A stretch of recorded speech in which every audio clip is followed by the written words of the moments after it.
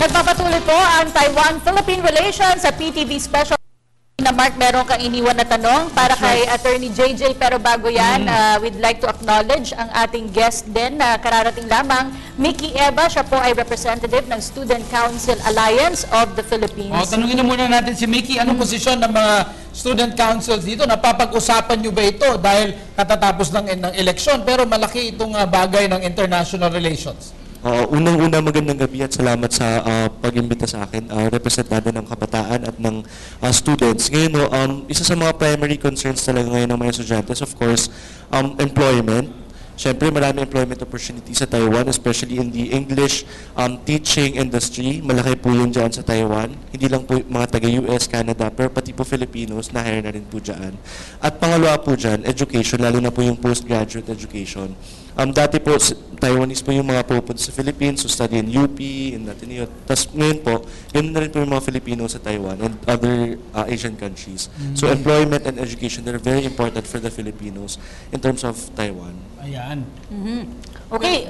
Pero natigil ba yun? Natigil ba yun, Mickey? Yung pagpapadala ng mga maraming ang nagpo-postgraduate studies sa Taiwan. Natigil ba yun? Yung mga universities, hindi naman naapektuhan masyado, pero there are some naapektuhan kasi iba. Ganon. Actually, my flight which was scheduled on August for a study tour sana, bala ko rin mag-apply, ganon, was cancelled by a certain airline. I'm not sure if it was a government policy or discretion na lang yun ng airline, basta it kind of really did affect somehow. At sana itong ma-settle ito, pero we could only settle this the right way. Kaya nga, merong investigasyon. You have a very good question, Cathy. Yeah, nagsasagawa nga ng dalawang investigasyon, isa mula sa Pilipinas at isa mula sa mga otoridad sa Taiwan. Siyempre, ang lalabas ng resulta nito ay magkaiba dahil magkakaibang punto de vista ang nagsasagawa ng investigasyon. Paano po ang gagawin dito, Attorney Abiera, pag nagkaroon na po ng resulta? Iko-consolidate po ba ito? At ano pong resulta ang kikilalanin? Yung dalawang investigasyon, may dalawang kahinanatnan din. Yung investigasyon natin dito will be pursued within the Philippines. Kung may kailangan kasuhan, magsasampa ng kaukulang kaso ang DOJ.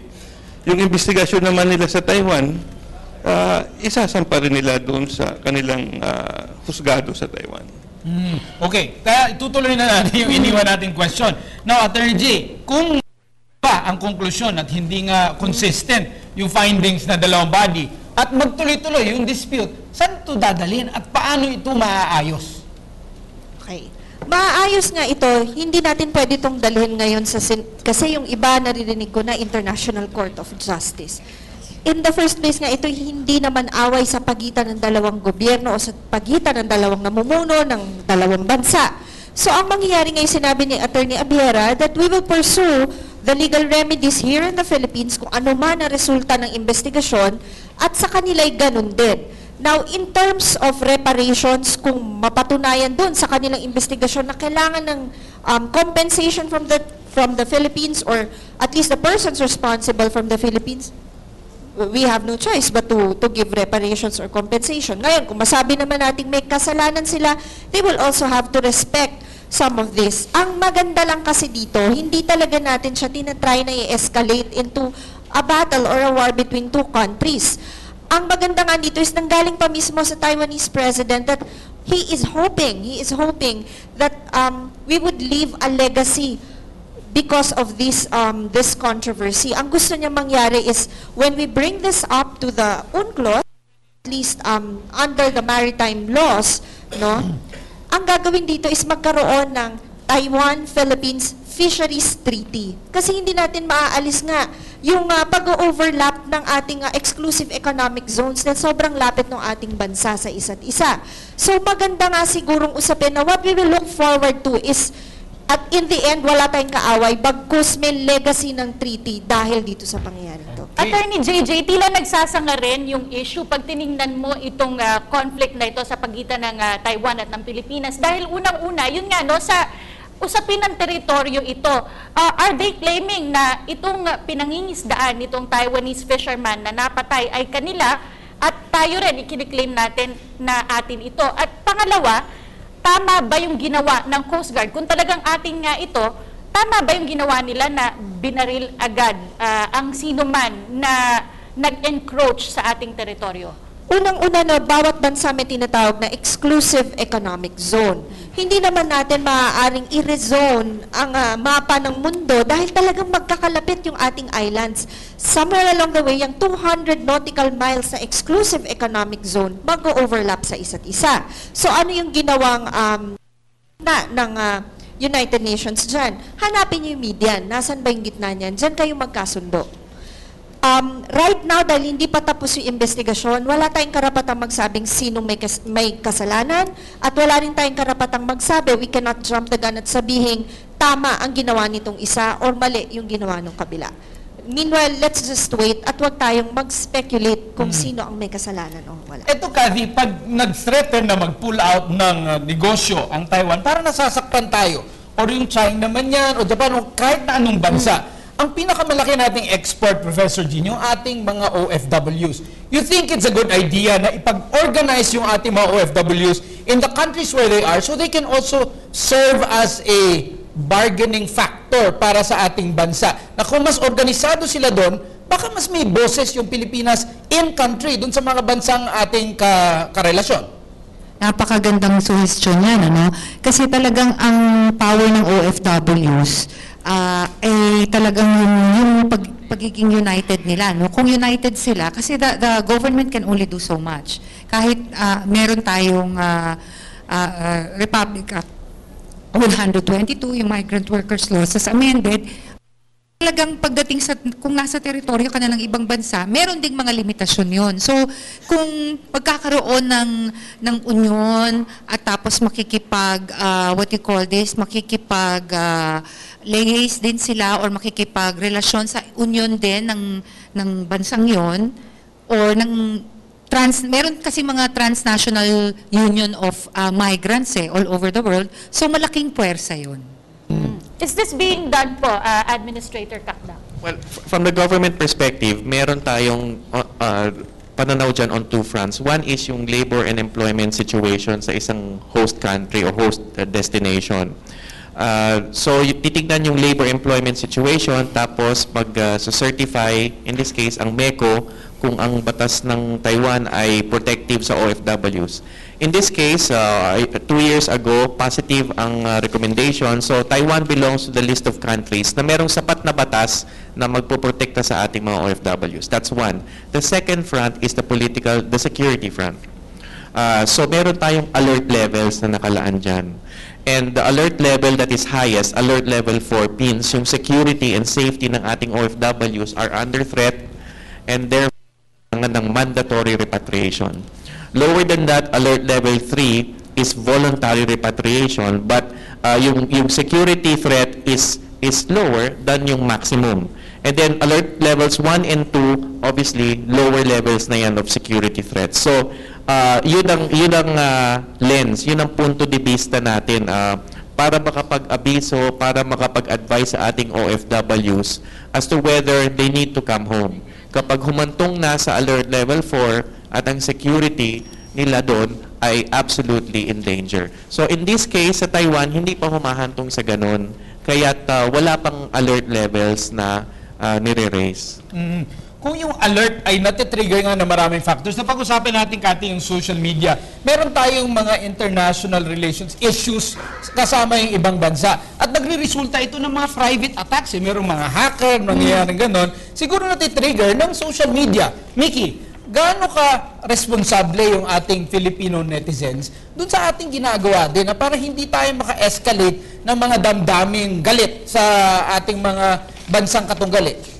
Actually, napansin natin na yung social media played a really big part in different issues. Nag-start yun, diba, with China, with Malaysia, in the Sabah issue, and recently with the Taiwan issue na laging active yung parang init ng mga dugo, no, parang init ng mga ulo. Pero Filipinos are kind of aware naman, sa napansin ko recently, na hindi naman nagsa-step over naman na nilileave pa rin to sa NBI, sa Taiwan Economic and Cultural Office to give it to them for the investigation to proceed. But how are the student leaders and organizations helping educate the Filipino netizens na hindi nga maging irresponsable?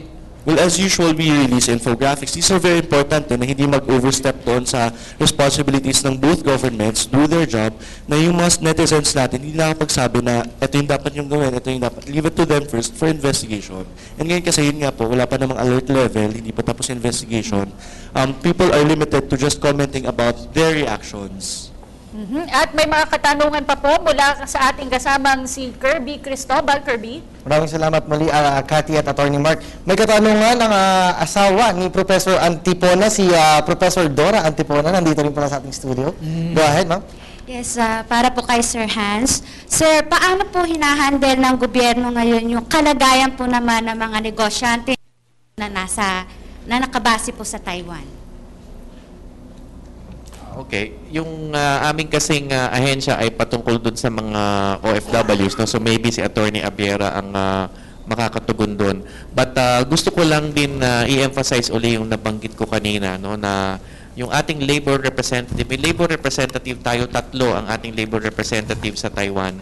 Sa Taipei, sa Taichung, and sa Kaohsiung. So the northern, and then the capital, and then the southern parts. So itong silang 3 labor representatives ay on top of the situation, together with the MECO, of course, with the lead of MECO, in terms of directly dealing with our OFWs, going to their dormitories, visiting them during General Assembly meetings ng kanilang asosasyon, etc., to assure them na nandoon ang gobyerno at saka merong mga karampatang precautions, no, at assistance na pwedeng ibigay sa kanila. Okay, maraming salamat po. At ako, Attorney Jay, may katanungan lang po ako. Sakali po mapatunayan yung insidente po ng pamamaril po ng Philippine Coast Guard doon po sa mangingisdang Taiwanese, ano po ba yung maaaring kaharapin ng Coast Guard po na sinasabi pong bumaril doon sa Alam mo, Kirby, ang daling magsabi kung anong krimen yung posibilidad na pwedeng isampa laban sa kanya. But right now, I'd rather not say anything muna. Kasi lest we give the false impression that we are considering that just in case. So sa ngayon, we're still awaiting the resolution kung ano yung kahihinatanong joint investigation or joint criminal investigation ng dalawang bansa. Alright, maraming salamat po. At syempre, hindi iinit ang ating talakayan kung wala ngayong gabi ang Glorious Blend Coffee, ang healthy na coffee at soko na ating sponsors ngayong gabi. Sila po ay matatagpuan dyan po sa Grace Park, Caloocan City. At kung nais pong malaman ng kanilang mga impormasyon, magtungo lang po sa kanilang website, www.gloriousindustrial.org. Balik mo na sa inyo, Cathy at Attorney Mark. Maraming salamat, Kirby. At gusto ko lang gawa ng follow-up itong tanong ni Kirby. Kung sakasakali nga pong mapapatunayan sa dalawang investigasyon na merong hindi magandang nangyari, merong kalabisan na naganap sa pamamaril nitong ating Coast Guard sa Taiwanese fisherman, posible po ba na ito ang magiging resulta ng pagkaka-cut off na ng relasyon ng Pilipinas sa Taiwan? Sa tingin ko, hindi naman ho hantong sa pagsisever ng relations. Okay ba yun? Pagkus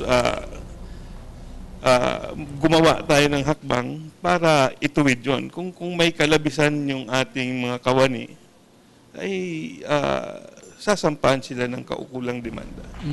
At habang ito nagaganap nga itong dalawang investigasyon, no, Professor Franco, pero bago pa naglabas ng resulta itong Taiwanese na investigators, nagsabi na nga yung kanilang presidente na murder ito. Is there a chance na babalik ta rin yung statement ng kanilang presidente by their investigators to say na hindi murder yung naganap, na talaga lehitimong operation to protect the Philippine ship na tinithreaten to be run over by itong Taiwanese na barko?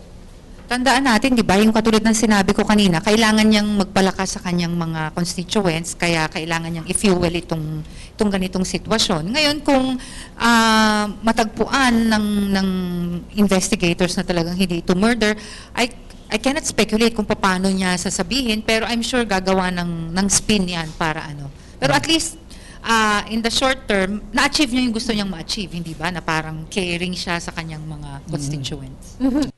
Dahil nga kasama itong China dito sa issue na ito, kinakilala pa rin, ayon nga kay Attorney Abiera ng Pilipinas, itong One China policy. Will the results of the investigation have any effect on the Philippine-China relations, Professor? I don't think it will have any effects. Kasi ang China naman, mas marami pa siyang concerns, no? Kesa dito sa, I'm sure para sa kanila isang maliit na insidente. Kumbaga, umano lang sila, sumabay lang sila sa, sa bandwagon. Hindi ito magiging malaking issue para sa Philippine-China relations. Ang realization ba ng ating bansa, Attorney Abiera, na kailangan nating bumili ng mas magagandang Coast Guard ships at BFAR ships na para matakot naman yung mga fishing boats sa ating mga government patrol ships? Is that the realization? Kasi fishing vessel yung Taiwanese At bakit parang na-threaten yung barko ng Pilipinas kaya gumamit ng barel? Hindi ko alam yung paano sila natakot. Kasi iniimbestigahan pa nga. Pero basically, ang ating patrol boats, BPAR patrol boats, like this 3001, ay dinesign ito na mabilis. Dahil doon, ang kanyang structure ay fiberglass. So, delikado din siya sa mga bangga-bangga. But it was really designed to patrol our coast. Okay. So, itong Attorney JJ, ang investigasyon handled by the NBI under the supervision of the DFA. At yung foreign naman, dumaan din sa NBI. Pakipaliwanag nga yung procedure ng itong parallel investigation na nagaganap. Itong parallel investigation na ito, no, this is where yung agreement was this. Taiwan can proceed with their own investigation and Philippines can proceed with its own investigation. And then pwedeng mag-swap. Kaya pumunta yung team ng NBI natin doon, ano.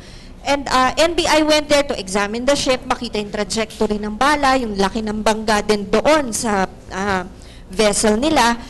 And so, ang mangyayari dito is kaya tinawag na joint criminal investigation is after the investigations of both parties, magkakaroon ng findings.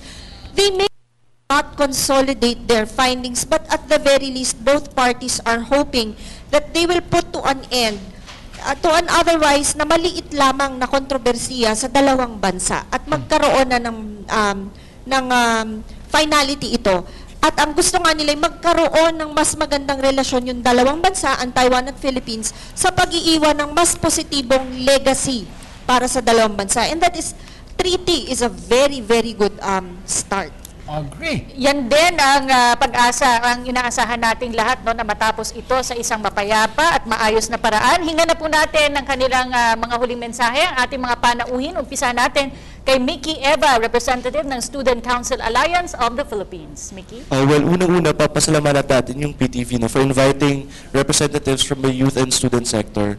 And our message is that, yes, we recognize the need to modernize our defense infrastructure, yung ating for our protection of our coast, our protection of our di ba yung mga Kalayaan group of islands, the shoals, etc. However, while doing this, sana naman multitask ng government yung pag-maintain ng magandang quality of education and to continue to promote cooperation with other countries. So yun lamang. Final message naman mula kay Lyle Matba. Dear government, balik kasi anumang gagawin nila, anumang solusyon o problema, kaming kabataan yung sasalo or mag-enjoy, no? So sana kami hindi namin kayang mag-supply ng answers, but perhaps yung questions, at least the right questions, ma-raise. For instance, katulad nito, madalas na nare-raise yung issue ng OFWs, no? And gaya nga ng na-emphasize kanina, part yun ng foreign policy ng Pilipinas. Dapat ba nating ipagpatuloy na bahagi ng foreign policy natin ng OFWs? Hindi ba economic problem siya? Mga ganong klaseng tanong. No? Sana, para sa administrasyong ito, pakasolve na ng mga problems para kami hindi na kami yung mga problema ng mga problems. Okay. Maraming salamat, Lyle Matba. Tunguhan naman natin si Assistant Professor Jean Encinas Franco mula sa UP Political Science Department. Siguro ang masasabi ko lang, I'm calling on the kapisanan ng mga broadcasters sa Pilipinas at saka yung mga press clubs na siguro they should come up with a guidebook on how to report international issues. I'm sure marami sa colleagues ko sa UP ang maaaring tumulong dito. Kasi responsibilidad din ng media na magbigay ng informed information so that we can help our audience have better choices, hindi ba? At ano to hindi to isolated sa Philippine media. Naalala ko ang Fox News Network at ang CNN nung time na nagkaroon ng bombing sa Boston Marathon, ang akala nila ang Kazakh citizen sa Czechoslovakia. Na nag-issue yung ambassador ng Czechoslovakia to the United States na hindi po ang mga Kazakh hindi sa Czechoslovakia nakatira. So, ano to siguro humility lang ang kailangan na hindi naman kasi lahat alam mo di ba? So, yun. Thank you. Okay, Attorney JJ Atienza. Sa lahat po ng bagay, kailangan lang natin fact check. Hindi po natin kailangang sindihan pa ang isang kontrobersiya sa pamamagitan ng pag-assume na napakalala nito.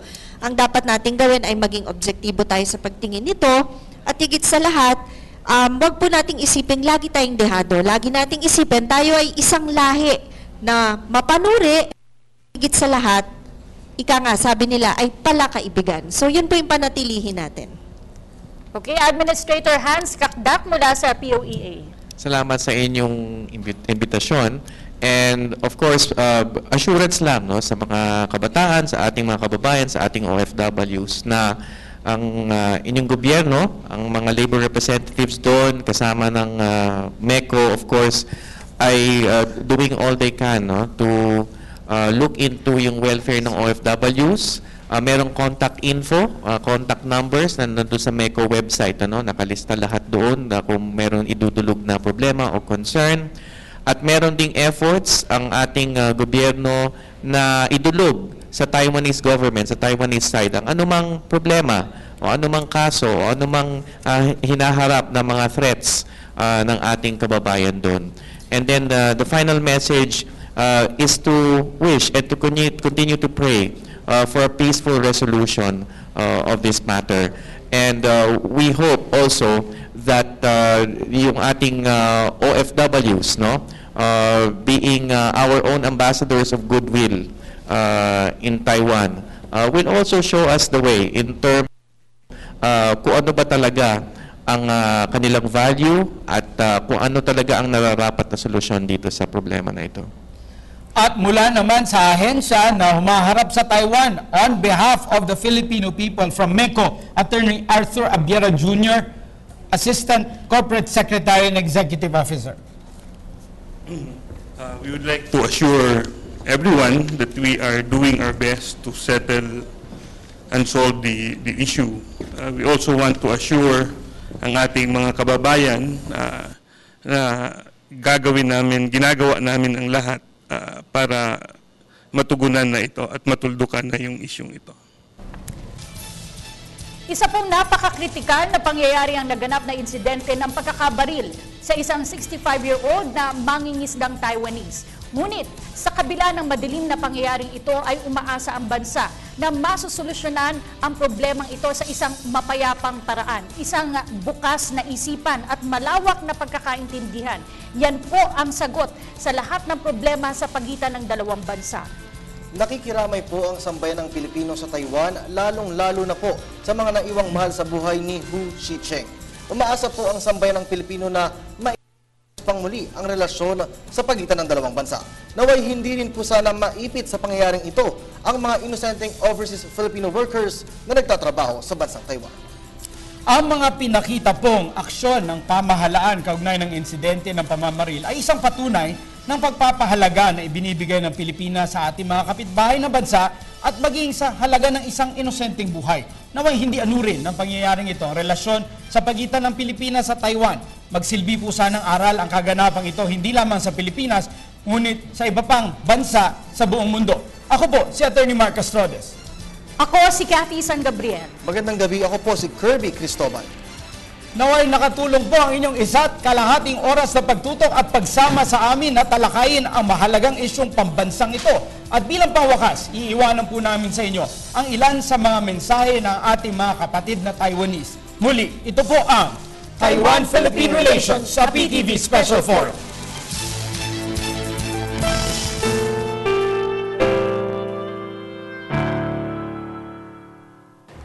漂泊在异乡的人都需要被善待。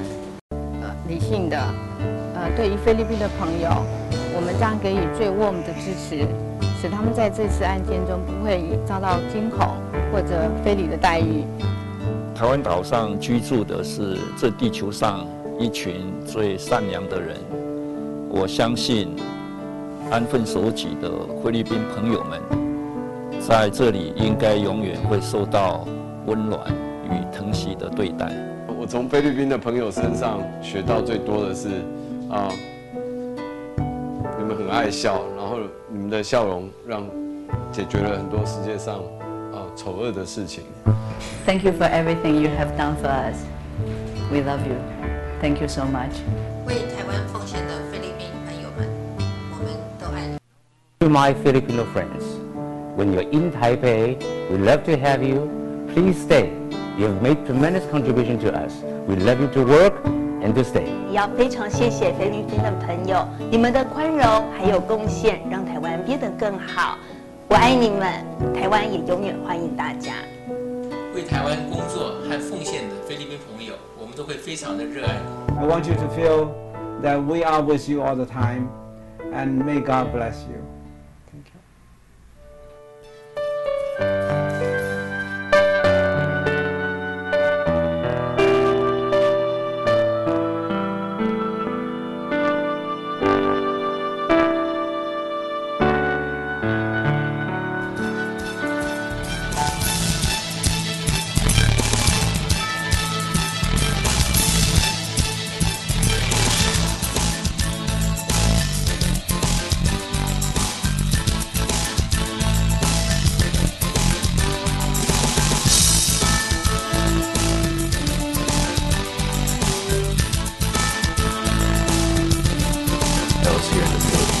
So 500 in the